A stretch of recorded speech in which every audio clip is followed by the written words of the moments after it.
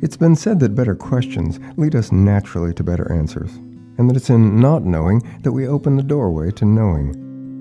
I'm Scott Lennox, and you're listening to The Beautiful Question, a consideration of things that truly matter in a complex world.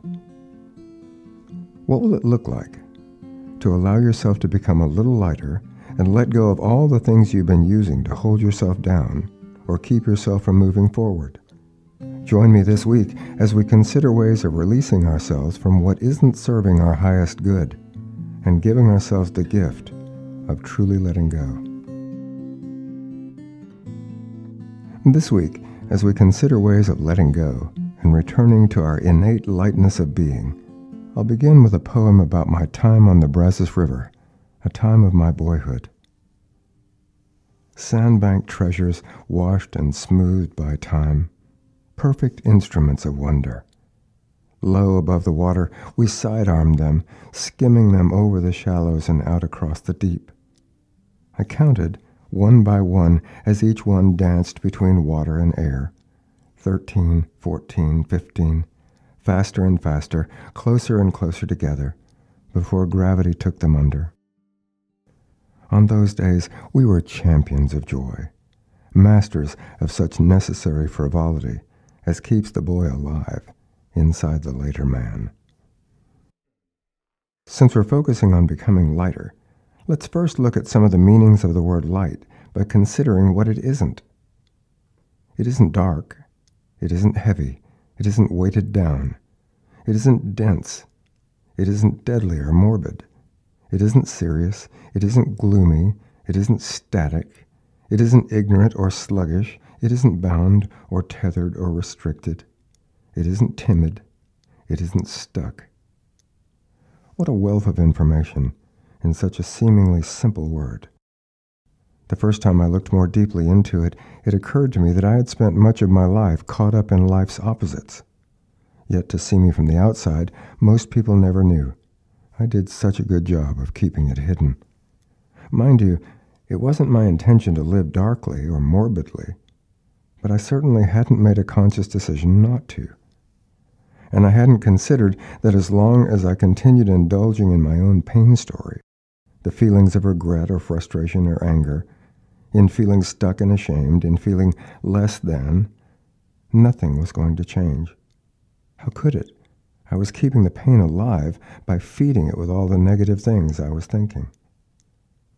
You know, during that dark time, I never entertained the notion that I had a choice. For some reason, I had accepted my state as the way things would always be. And yet, the moment I started challenging my negative ideas, getting rid of them like rocks I'd been mindlessly carrying in my pockets, the most marvelous thing happened. I became buoyant again. And as I rose to the surface, I realized that without all that added weight, I float quite naturally, and I'm a great swimmer. The inspiration to change was a fascinating one. Someone showed me that it wasn't important for me to figure out why I'd been living so close to the pain of my history. The significant part was to learn ways of offering myself the grace of forgiveness and letting go in practical and relevant ways as I begin living more fully in the now. And so how to bring that about? One of the things I did to practice letting go was create my own kind of childlike ceremony. I went to a sandbar in a place that I know beside the Brazos River and gathered a cigar box full of smooth, flat river stones, like the ones I skipped when I was a kid, like the ones in the poem. Then, sitting down with a marking pen in the shade of a large willow tree, I wrote onto the rocks the things I chose to release: feelings of anger, fear, frustration, particular regrets. I took my time, and I got quite specific. Some of the writing was hard, not because it was difficult to remember or think about, but because I knew that I was serious. I was finally determined to step out of my pain and into my own good. I was determined to stop living in the past. With the box at my side, I walked back down to the river's edge, took a breath as I stood in the silence for a while, and then side-armed each stone, one at a time, reading out loud what I had written on it before I sailed it away. As I did, the action of skipping the rocks brought back a familiar kind of playfulness and a noticeable sense of lightness. As the stones danced for a while between air and water, I heard the echo bouncing back to me in a kind of whistling song. As I walked back to my car, my heart and mind felt lighter, tangibly, palpably lighter. And as I was driving home, I found myself humming. It probably won't surprise you to hear that I repeated that letting go ceremony several more times until I felt truly free of the things that I had released. Each repetition brought a deeper peace and a renewed sense of lightness. Since then, I've helped a number of people create releasing ceremonies. Some of them tied notes to helium balloons and let them go in an open field. Some wrote what they were releasing on individual slips of paper and set fire to them, burying the ashes when they were done. One woman bought a dilapidated suitcase at a garage sale and sat on the floor of her apartment writing down the pain of her past on slips of paper.